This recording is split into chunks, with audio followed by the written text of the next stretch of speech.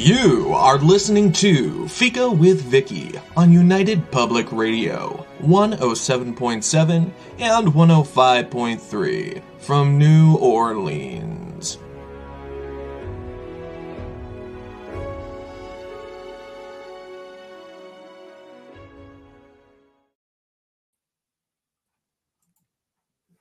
Hello, everyone, and welcome to Fika. Today, we're welcoming Lucya Starza. Lucya is an author and eclectic witch. She has written much in the world of nonfiction and magic, as well as contributing to and co-writing for role-playing games. But there's something new in Lucya's writing life, and that's what we're going to be focusing on today. Lucya's first novel, Erosion of Friendship, Dreams, and the Edge of a Cliff, is coming out on May 1st. Yay, Lucya! Way to go. Erosion is a Gothic tale set on the coastline of England, and you can hear the waves crashing as you read it, taking you back to a time when nights got away from you and never seemed quite real the next day, leaving an eeriness that you can't ignore no matter how you try, and chills that have you reaching for a sweater. I loved this page-turning book of a woman by the sea. It wasn't quite what I was expecting, but I think that was the biggest thrill of all. Thank you for the thrills and chills, Lucya, and welcome to Fika. Thank you. Thank you for having me here. Oh, you're welcome. It's a joy and a pleasure because I need to know more about this book. It was for a first novel and just fantastic, Lucya. That's I'm wordless. That doesn't happen very often to Vicky. Okay. But could you just tell the audience a little bit about it so they have some insight of what I'm gushing about here? Okay. It is an eerie Gothic tale. It's set in 1987, which in England was the year of the Great Storm. And it involves a group of 20-something young people who share a house and by the coast and find some bones, which they decide rather than to contact the police, and so they found some bones. They think they're very old bones. They think it's an archaeological site, really. But they decide to have a seance. And, things sort of become a bit strange from there. They go on from there. Because finding the bones wasn't strange enough to begin with.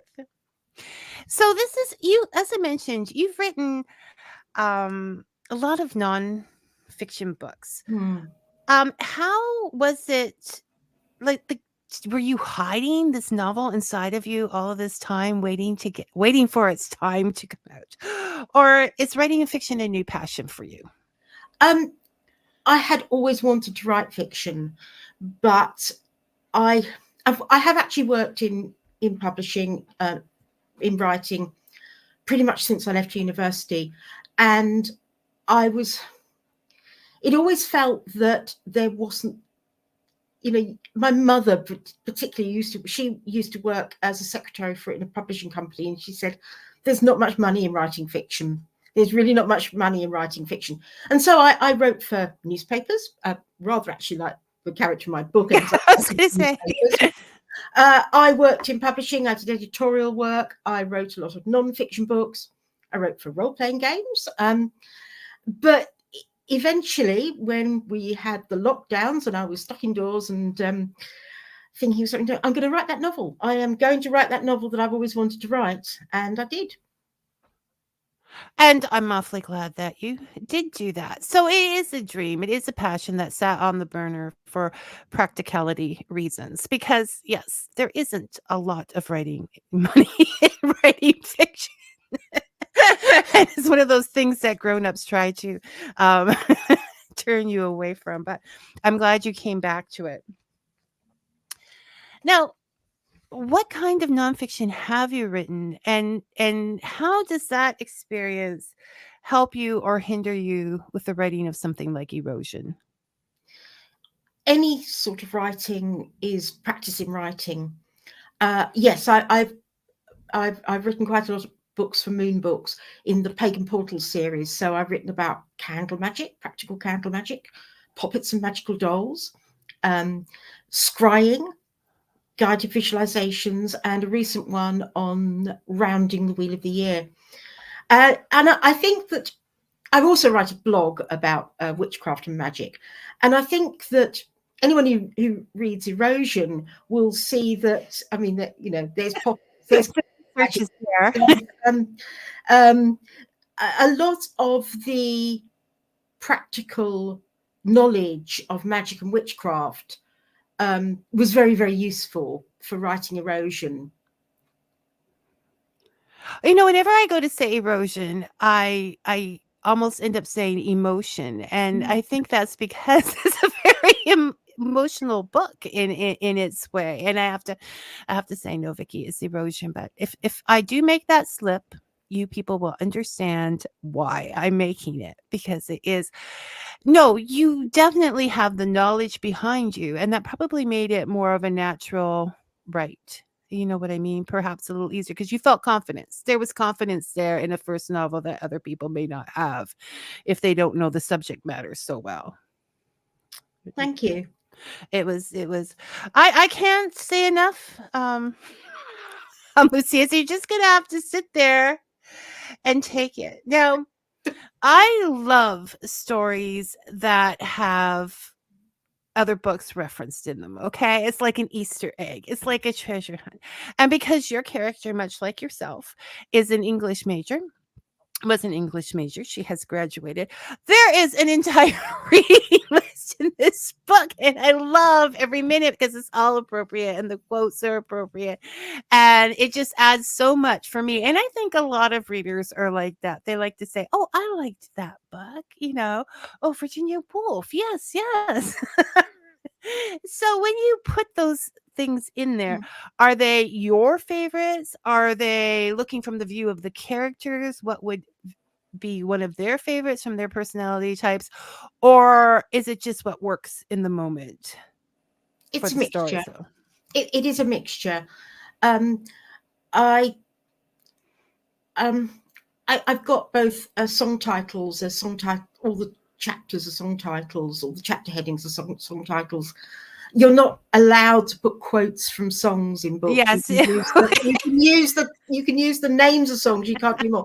So that's I was limited. Okay, let's go stop this right now. I understand that this is a law and I would never do it.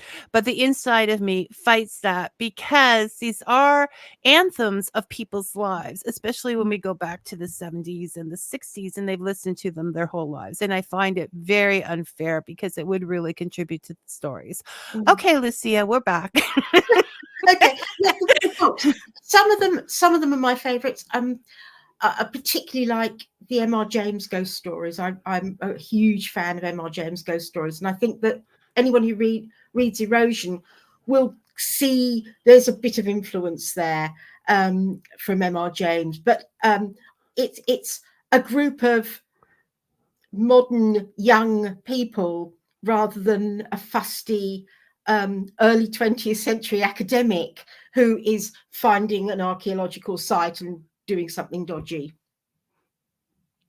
So you definitely went with the characters of the characteristics of the characters when choosing, but there is a lot of Lucia's favorites in there as well and stories. So it just depends on what was happening there. Now, as we said, a part of Gothic novels is the atmosphere.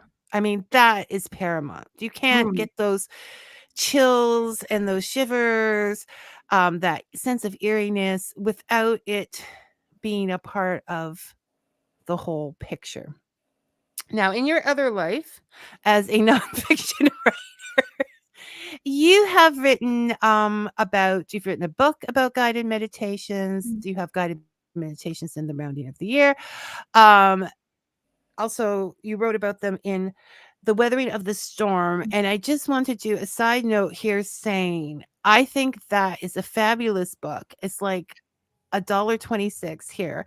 And if you are alone, if you're not feeling well, if you're feeling separated, or have money issues or whatever, this book has several different authors from the Moon Books publishing world, and every chapter might not appeal to you, but some of those chapters are going to appeal to you. So I suggest it for 99 cents, $1.26, whatever it is where you live. It is well worth the money. So you say that these things help you to learn to problem solve, to become a better meditator, to whatever it is you're trying to do. And I'm wondering, because sometimes when I read books, I like to put myself in that world. I'm wondering if this has helped you with the fiction writing to create the atmosphere, to put yourself in that world. Actually, I do use that process sometimes, but I didn't really with this particular book. I certainly have done with other types of writing, particularly poetry, and with art and crafting things. I love crafting things. But actually with Erosion, I didn't really use meditation before I wrote the chapters. I had quite a firm framework in my mind before I started writing, and I was visualizing it quite clearly, so I didn't actually need to. But it is certainly something, particularly for poetry, it is something that I have done. So it just depends on the project and and where you are with it. Now you said that you had a very firm idea, a plot. You plotted for this. You kept it under control. And it's not on the list, but do you mind if I talk a little bit about your nano experience? About Go ahead.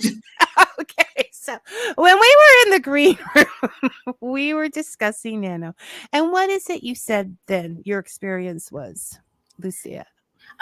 Well, for nano, you are expected to write the first draft of a novel in a month, and it's a lot of work.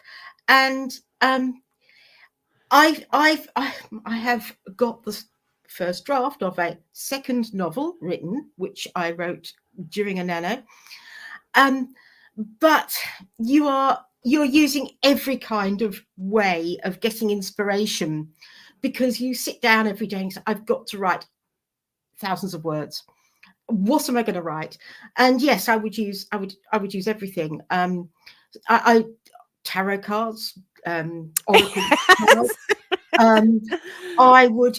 There's one point when a character is clearing out an old woman's house after she's died. Yeah, it's another ghost story. And I was thinking, what am I going to write? And I was literally just going around my house and listing all the things I could see that she was clearing out of this house. So yes, I'll do that. I would do meditation before that. I listen to music actually quite a lot to get inspiration. So yes, I tried a huge number of things. It's a very different way of working, Nano, and I prefer the more slow and steady approach. Really, I find it easier. I'm hearing you, because if you're a person that likes to take it bit by bit, you are left with quite a large amount of words to sort afterwards. And I love that you said you use tarot cards, because I think they're fantastic. There's the whole life journey there in front of you. So you're like, and what is she up to today? So I think that's a fantastic use of inspiration. So now I've also lately, it seems popular on writers' Facebooks, etc., to put down a tape that they listen to for writing, or a type of music, a soundtrack, ambiance. I mean, there's ambiance for everything. If you're writing reading a Sherlock Holmes book, there's like Sherlock Holmes world ambiance that you can put in. Now, did you have nature sounds, or as you mentioned book she collected, did you collect songs from 1987, or was there any musical input into your book? Yeah, but it was more to get myself into the mood for writing it. I was listening to a lot of 80s music on Spotify, but I was mostly listening to it while I was, say, doing the housework or something like that, or at other times. I actually, when I'm writing, I prefer to be in a quiet space. When I'm editing, I can listen to music and often do. But yeah, I'm someone who needs a bit of a quiet space for writing. Okay, so one, 80s music is always the best to cling to. And two, so I'm in on that. Two, why do you think, if it's not that silence works best for you? Is it the distraction of the music? Yeah, it is. I find it too. I'm either just completely tuning it out, or it's too distracting. So I might as well not have it on. Yeah, no. The people have different. Do you have no? Do you have like nobody making noise in your house or anything? Are you? Actually, I do live in quite a quiet cul-de-sac that backs onto a school. But when I was writing Erosion, the kids weren't there, so there was so, so sometimes I think of the earphones as protection against all of that when we can't control all of those things. So I think we touched on this before, but so you like Gothic novels yourself, and ghost stories, and it's separate from horror stories, really. Do you want to give your take on why you think ghost stories are separate than horror stories? Once again, I'm just throwing this at you. Yes, I mean, I think horror is. I think there's a huge crossover. I mean, I think that Gothic stories can be horror stories, or they can be quite gentle stories. I mean, I think Gothic can cross everything from romance, and I mean, originally the Gothic stories there's a huge amount of kind of romance in them. I don't necessarily mean lovey-dovey romance, but and a huge amount of nature too in the original Gothic stories. I think horror. I think that a ghost story can be a horror story, but a ghost story doesn't have to be. But I think they've got this kind of it sets up a kind of a spooky atmosphere, an uneasy atmosphere, a kind of an atmosphere where things seem a little strange, but there isn't necessarily going to be a horrible monster jumping out from behind the curtains with a big knife. You're just never quite sure. Yeah, You there can't. might be. You are never quite sure. I mean, I do like horror novels. I No, like it's horror not novels. putting one. It's not putting. I mean, we live without shame reading here. So whatever you could read, your are kinds of readers. I think there's too much of that going on. Oh no, you're not reading that. Oh yes, I am. Uh, so it does, but I think it is there during Erosion. There were times that I was like, "Oh my goodness, is this going to happen? Is that going to happen?" Like it was set up for some real big things to happen, and Mm. so you are on your edge of the seat with emotion, and it is erosion of your emotions moving all over the place as you try to figure out what's going on. So it could be that reading is like sports and that to other people. Some people love that head on football, like in your face, and Mm. other people are just, I think I'll have just a little stroll through the forest and I'm good with that, right? So it's what, but yeah, I do love a good ghost story myself, and the atmosphere around that. Now, first of all, if we get into a little bit about your nonfiction writing, because there's a lot of it, and we Mm. can't fit everything with Lucya in an hour. Okay? So we're gonna have to come back.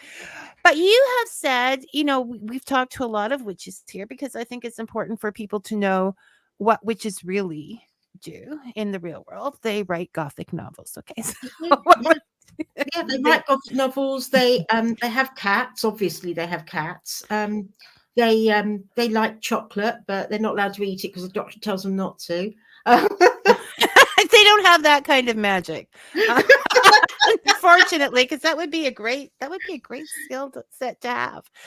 You call yourself an eclectic witch, and that means that you pull things from wherever they fit for you. What are some of your things in your eclectic witch list that you really like to add to your belief system? Okay. Well, I mean, I will say that I am actually a Gardnerian Wiccan. I'm initiated as a Gardnerian Wiccan, and I was many decades ago.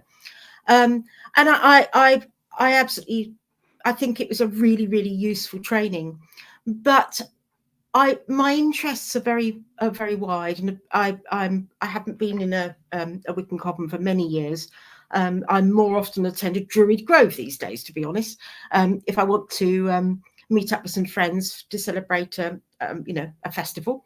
But really, it was writing my blog, and I've been writing a Bad Witches blog for about 17 years now, and it forced me to write about a lot of different things, because you can't really just write about the same thing every day. So it can cover everything from going out and seeing what flowers are blooming and taking a photograph of them, and then, it prompts me to do some research and find out what's the folklore, what spells have they been used for, and writing about it, or going to visit a location and writing about the folkloric history of that, or going to an event.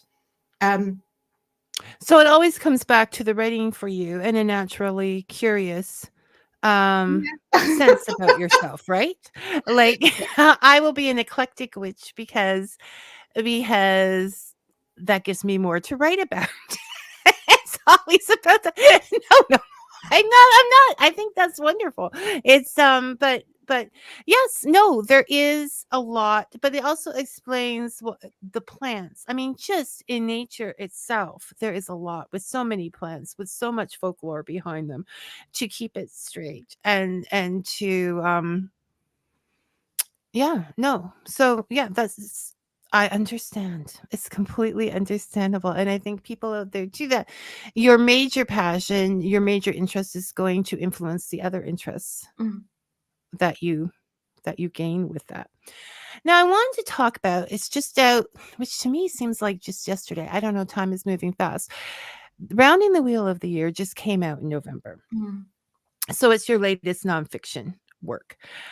But that is a big thing because there's a whole story behind the rounding the wheel itself, the year's wheel, because of people think that it's ancient. It's not so ancient, but I love the wheel of the year. I love that as opposed to the calendar because it does work with the seasons and it is more natural. So we can do that another day. And you can talk about one of your other books or the Poppets, because there was dolls in Erosion, or do you want to talk about it at all? I'm happy to talk about any of my books, really. But I mean, yes, with the Wheel of the Year, it's called Rounding the Wheel of the Year because it's really influenced by my blog, because as I say in the book, sort of every day has its own magical energy. I think that it's very easy the 8 Wheel of the Year festivals, it's very convenient. It's got a lovely symmetry. You know when you're going to meet up with your friends. You know roughly what you're going to be celebrating. But there's all the other days, and there's a lot going on. I mean, there's other customs, other ancient customs and other modern customs. Like this Saturday, I'll be celebrating Earth Hour, which is very much a modern custom and very important. It's a very important environmental message. And to me, that's actually probably as important as celebrating the spring equinox. And so I think that the whole focus of my book is showing a lot of other things that are happening, as well as And the some of them are festivals. new, Mm, and some of them are old. yeah. And I'm going to make a confession to the world. I completely missed spring equinox this year because it was on the Oh, 19th.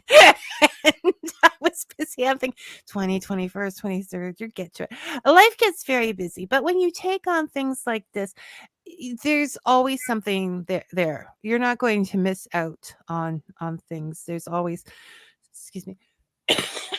There's always, so I love books like this, and I love your passion, because listening to you talk is like reading the first chapter of your book or the introduction. I can't remember which, but I'm like, yes, yes, she wrote that. There was no artificial anything involved, because the passion in which you speak, it comes out while you're writing. So that was just lovely. But it is, and there's some great ideas in there, and each one has a guided meditation, um has some candle magic. There's things to do for the entire month and the entire time. And I normally I I can keep up with the wheel of the year better than other things, because it is set off in seasons and it is equal bits, and it gives, like you said, a symmetry to things, because that is that. But it's also, life gets very busy in the real world, and it's nice to be able to say, okay, you missed this one, Vicky, but you can hit the next, yeah. right? Mm. and there's no great things. So yes, I thought it was a great book as well. But we have a question from Brian. So he is here today. I was beginning to wonder. Congratulations, Lucia, on creating your first fiction book. Did you find the process of writing fiction different than nonfiction or role playing games? Uh, Definitely, because with the first thing I'm going to do when I'm writing a non-fiction book is do oodles and oodles of research. And I definitely have to do some research if I'm writing fiction, but mostly the first thing I'm going to do when I'm writing fiction is come up with an idea for it, and sort of like work out a framework of roughly what's going to happen with this plot. So that it's very much more creative writing fiction than non-fiction. Do you think you were, I mean, this is a good book. Do you think you were ready, like, putting out the fiction is all your own creativity, right? Mm. So it is very much like a baby, even more than I would imagine nonfiction would be, because those are facts and you have resources and you have references in the back to say this is what is right. Mm. No such thing with fiction. Do you think putting out all those other books before made you braver about putting out a fiction book? Because I mean, that's one of the things that stop people the most, getting it out there. Yeah, definitely, absolutely. Um, I mean, my first Pagan Portals book, which was Candle Magic, I was so nervous before the launch. I was just, oh my goodness, I was nervous. And I it does that gets easier. That gets easier. Um, you especially because if you've got books behind you and you know that they've sold quite well and that they've got good reviews, um, It builds the confidence. it builds the confidence. Yes. So you have to do to get that confidence. Mm. And I've learned a lot from watching you all your writing adventures, in like just heading for the next thing, not because you put them out and you put them out productively, like all of the books that keep coming. I can't read that fast, please stop, everyone. but but all the books that keep coming, it's like you write the book and you move on to the next. You Yeah. don't sit there like wallowing and thinking, are people going to like this or whatever, you move ahead, because that's Yeah. part of the process. And it's so fantastic to watch and to learn from. Like, Vicky, forget that show, move on to the next one, right? It's just, you're all such a great example for that. So thank you for that. Brian, thank you for commenting, because I was beginning to think I was all alone.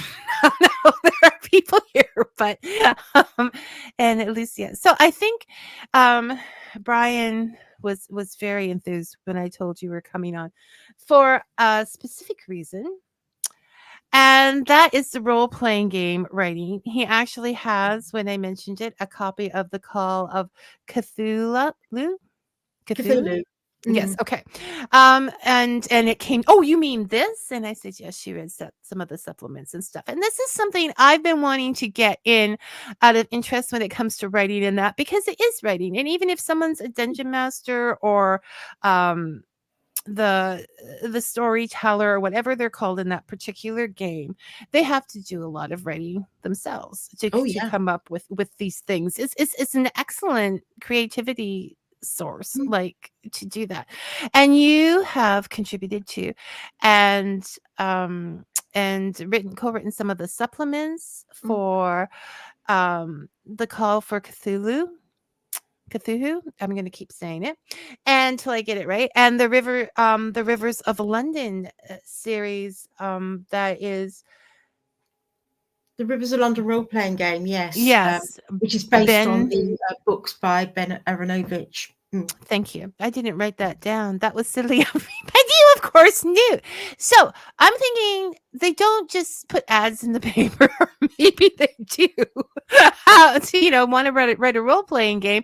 But now that I understand your history in the publishing industry, I'm thinking you might have had an in. I didn't. No. No. The first things that were published for Chaosium were in the early 1990s. I wrote the London guidebook for the London source book for the Call of Cthulhu role-playing game, and I wrote some scenarios with actually my boyfriend at the time, although I did most of the work. Well, isn't that the way? I mean, you almost didn't have to say that.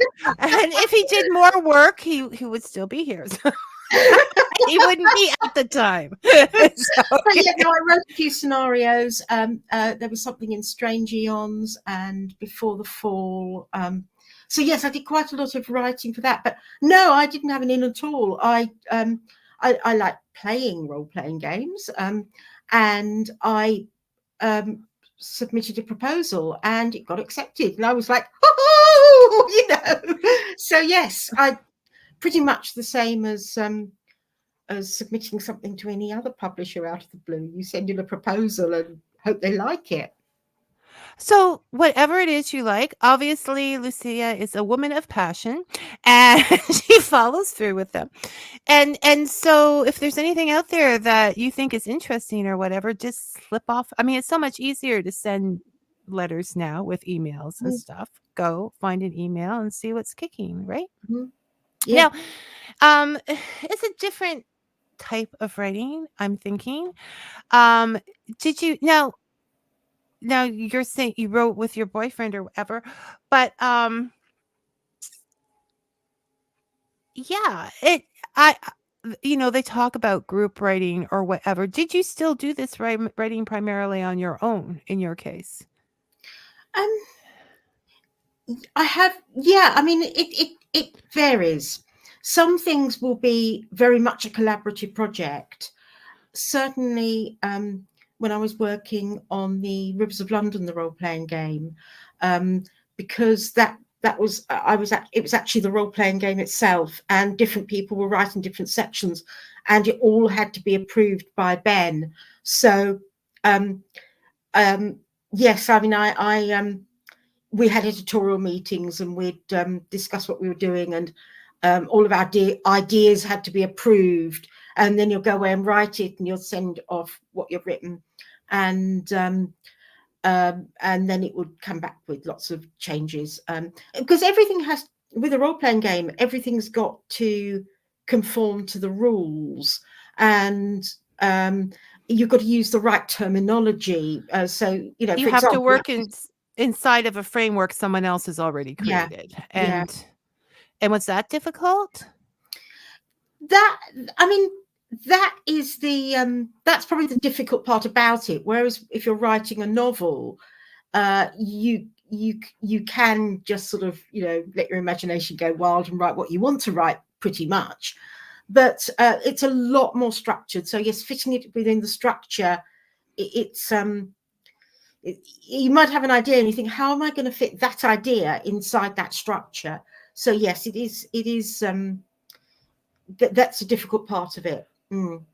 And do you find that helped with structuring, like, the fiction writing? Like, you give yourself then a set of rules and I think so. Yes, I'd say it does.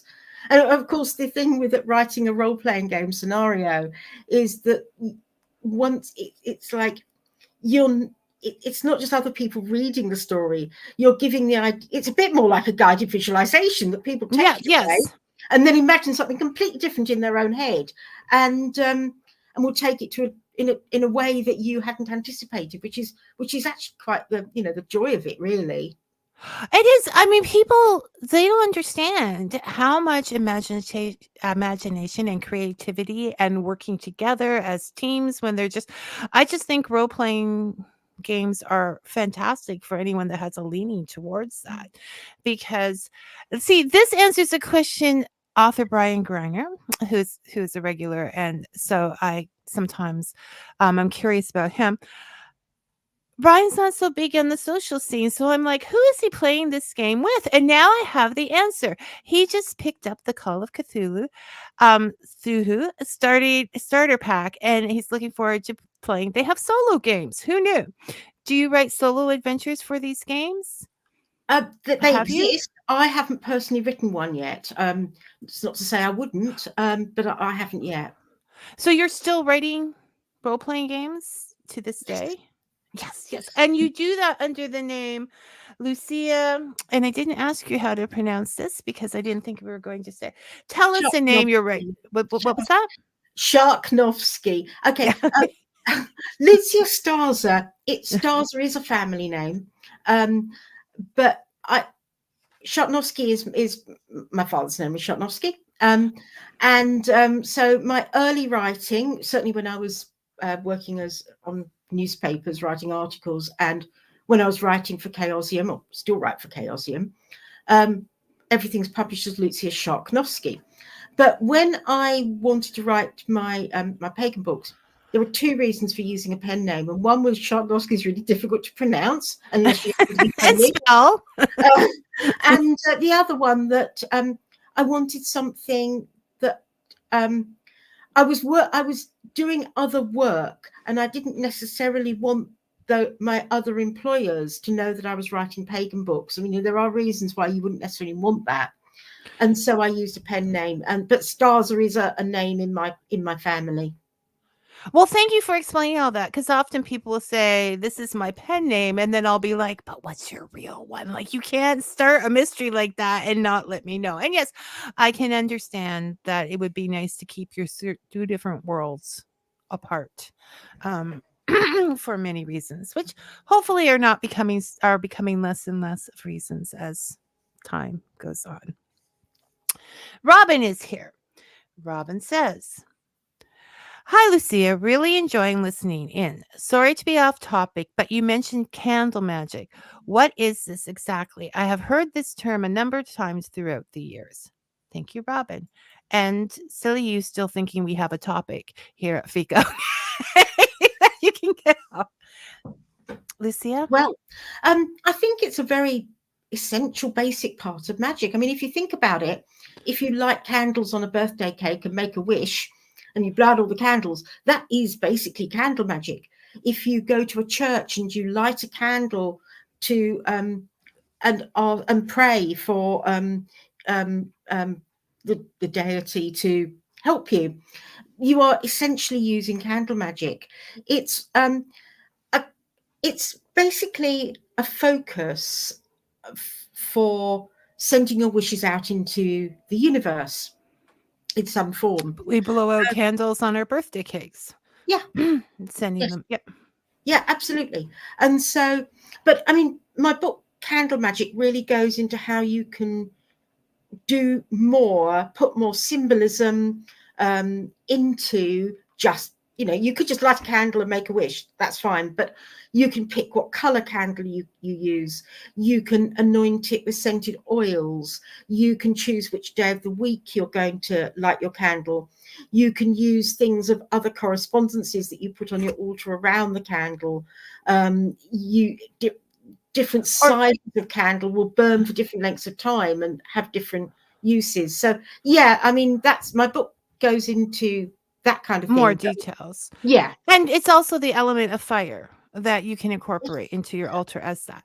If Well, a candle technically it sort of has all the elements, because air too, like, yeah. it you know, there's fire, there's air in the heat rises from it in the air. The liquid wax is kind of a water, Fluid. and the solid candle is earth. So yeah.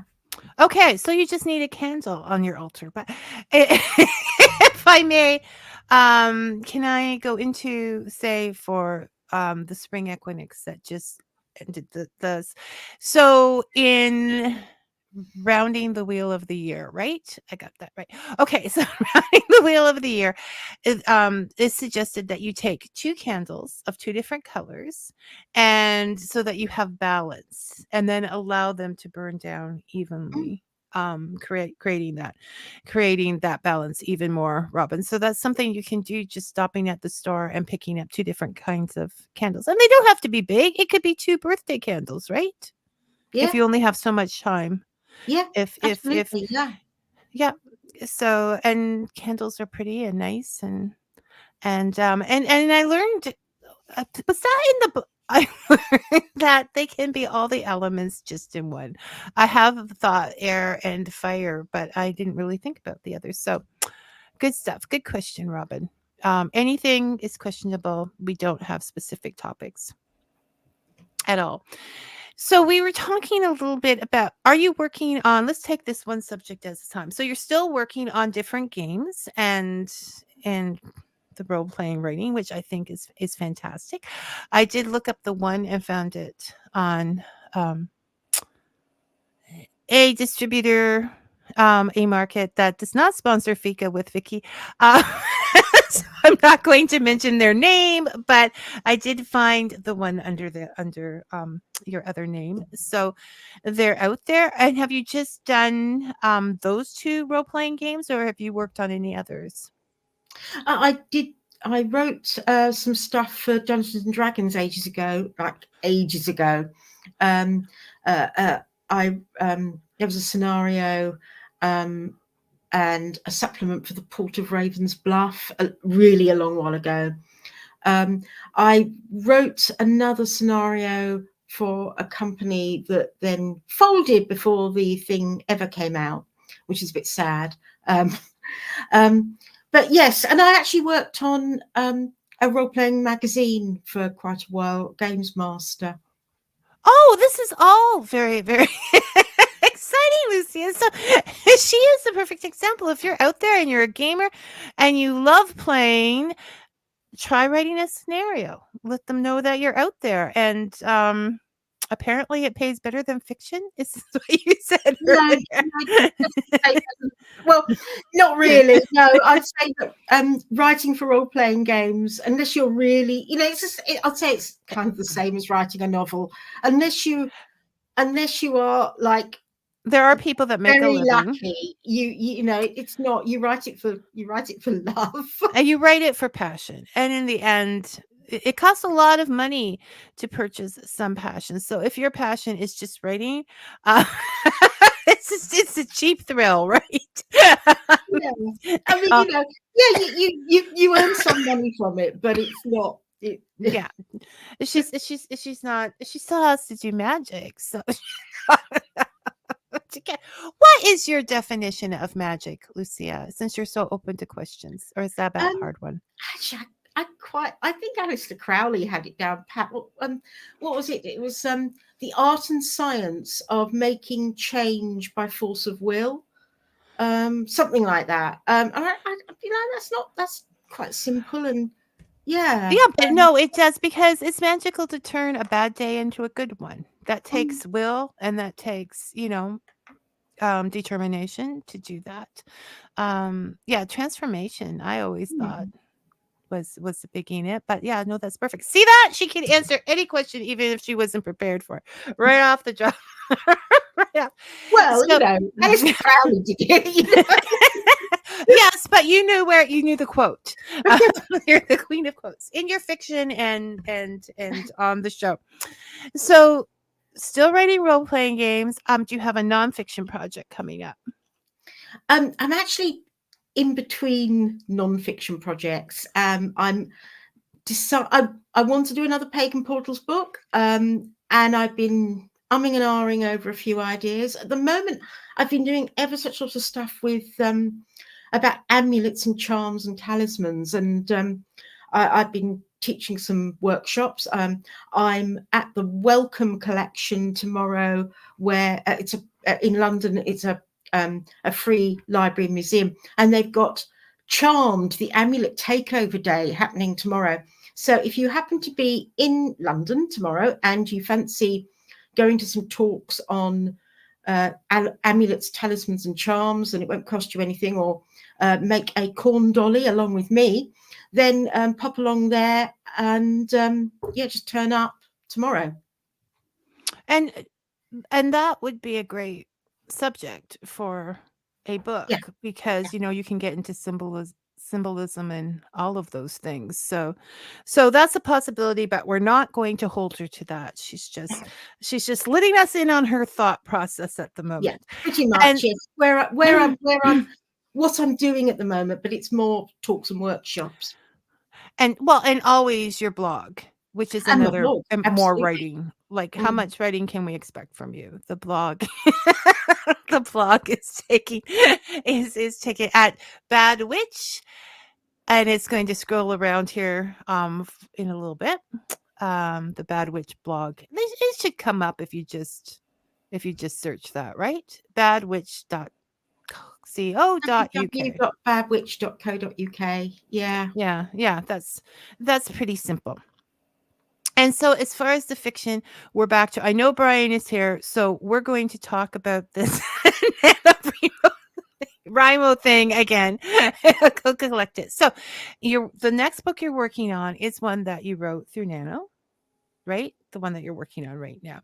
And so you wrote your 50,000 words, and then all of a sudden you had 50,000 words, which was a lot was overwhelming. See, Brian, I'm not the only one that gets overwhelmed by these 50,000 words, but Lucy is a little braver and has ventured into taking care of hers. So, so it's another sort of gothy ghost kind of tale. It is, yeah. It's set in South London, in the Crystal Palace area. It's the area that I live in. And it is a story of a woman who's just been bereaved, and suddenly, and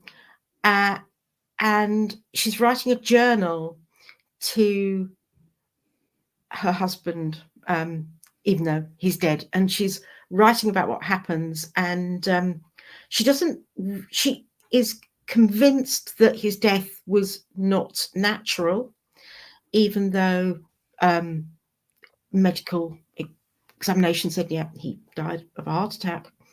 But she's convinced that there was something strange going on, and she is in the house that they lived in, which was the house that had belonged to his parents before him. And she's going through the things in the house and finding strange things and clues and suggestions that there have been strange things happening in this house for a long while. And so it starts her on this adventure of and it is a ghost story. Yes, another ghost story, which I love and will be waiting for, but not pushy about it because I have no right to be pushy about these things. Lucia's books can be found everywhere, but on any online distributor, pretty much. They're there in both hard, soft cover and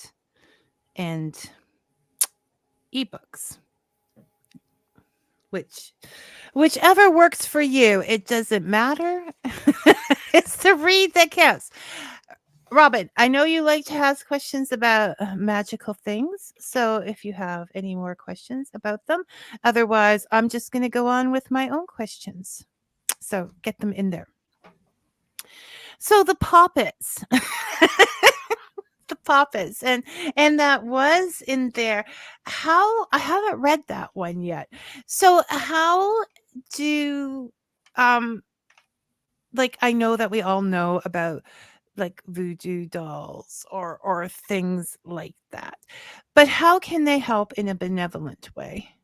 I mean, well, they often have been. I mean, one of the yes. very, very earliest spells recorded on a Mesopotamian clay tablet was a cure for dog bite. And if you were bitten by a dog back in ancient Mesopotamia, you went down to the riverbank and you made a little clay model of the dog that bit you, and you rubbed it on the wound. I mean, don't do that nowadays; not a good idea. But then you left it out on a wall to dry in the sun. And the idea was that by kind of sympathetic magic, so your dog bite will dry up cleanly and heal. So they have been used for, healing and for good luck purposes. I mean, I think a lot of, there are lots of examples of like good luck dolls and things like that. But yes, they have definitely also been used for cursing. The Museum of Witchcraft and Magic in Cornwall, they have a lot of magical dolls in their collection. About 80% are cursed dolls and about 20% are for healing or good luck. They actually don't even think that that is representative of the general ratio of nice dolls to bad dolls, because if somebody finds a cursed doll in the house that they've just bought, say, they don't want to keep it. It's horrible. So they take it to the Museum of Witchcraft and Magic and say, do something with it. But if they found something that seemed like a good luck charm, they're more likely to actually keep it and say, oh, this is a good luck doll that that is in the house. And there's one example that was in my puppet workshops. We actually make something a bit like this. And one was, it was on exhibition in Spellbound, an exhibition of magical objects in that was on in Oxford. And in a chimney in a house in Scotland, a little doll was found made of cloth, a little work of cloth wound in string, with passages from the Bible that was quite plainly put there for protection. So it was put there to protect the house, and is an example of a protection doll. And in my puppet classes, we make little protection dolls a bit like that. I like that. I do. I mean, dolls would be the way to go for cursing or just scaring people, because dolls can be very frightening, but they're also very comforting. So this is why I wanted to know, and I can see that and you have like worry dolls to take your worries away, and so there is a history, but that makes sense that the percentages are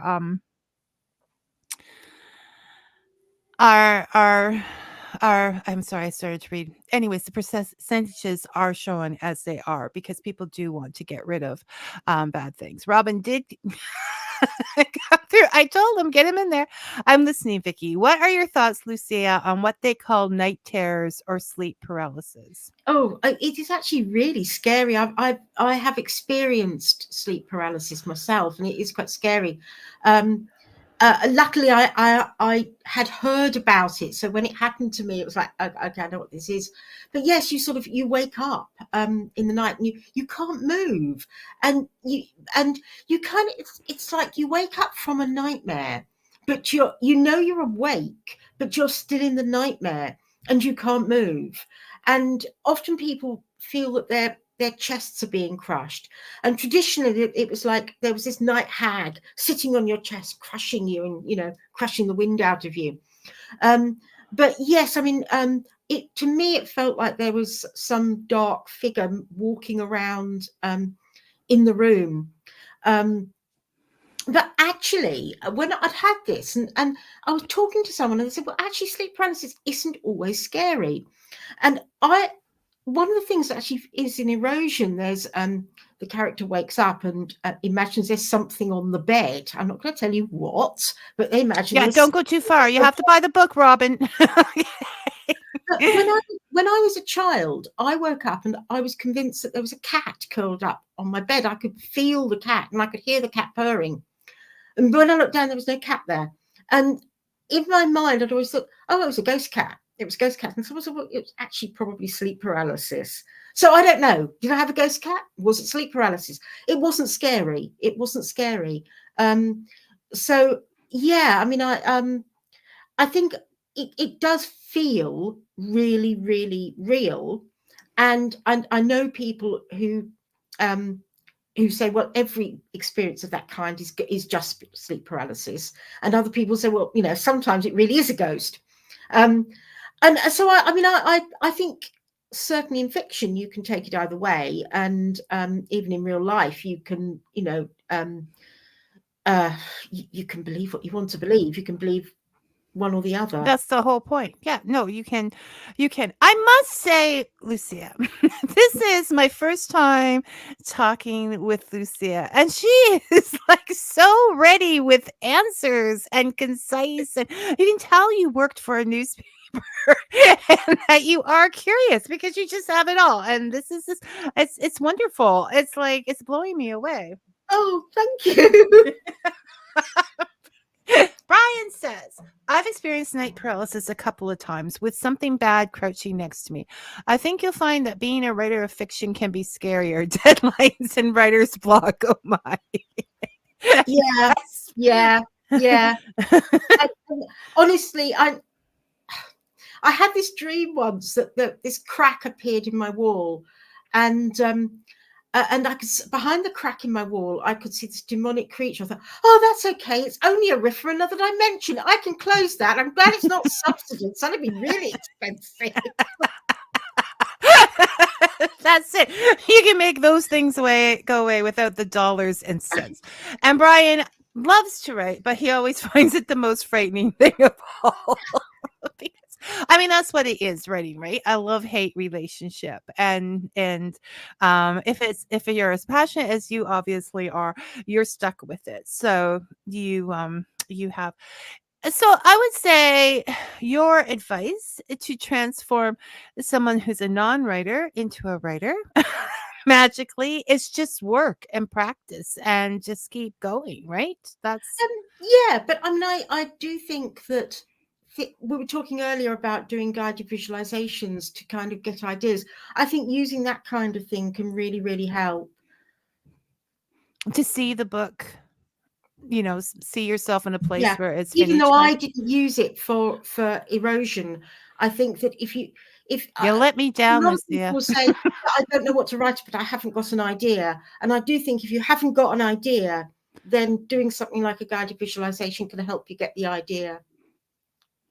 And the tarot, buy a tarot deck, because you have all the archetypes of all the characters there, and you can just say, and what is, you know, so and so, do a reading for them, like and even just do like really quickly make up a story as you go along, like card after card. So, and once upon a time there was a prince, and he traveled to a foreign land, and he found a such and such, and kind of just do that really quickly. And it's like, oh my goodness, I've got a story.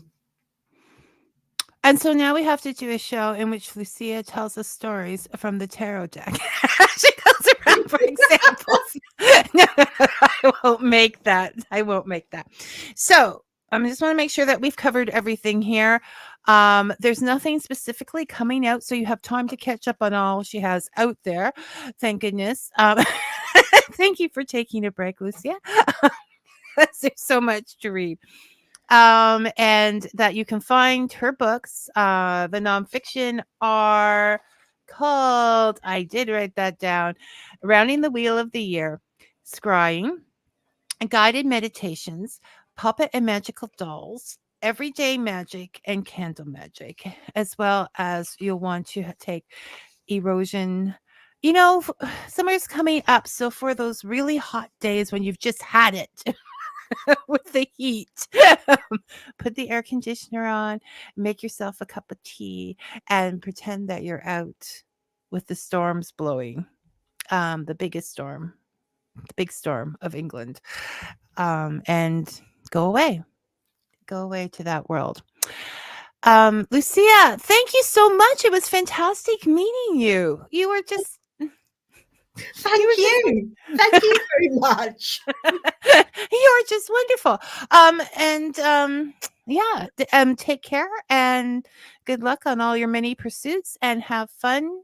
I can't catch a flight, but have fun on Saturday with the workshop. I really would like to be there. So you take care and I'll just say goodbye. Okay. For the rest of you, it was, you know what? I'm always going to pick up the book when someone says they have a story about a woman by the sea. It seems to be the right thing to do. And I will see you all next week. Until then, may your coffee be hot and your story sweet. Thanks for listening, everyone.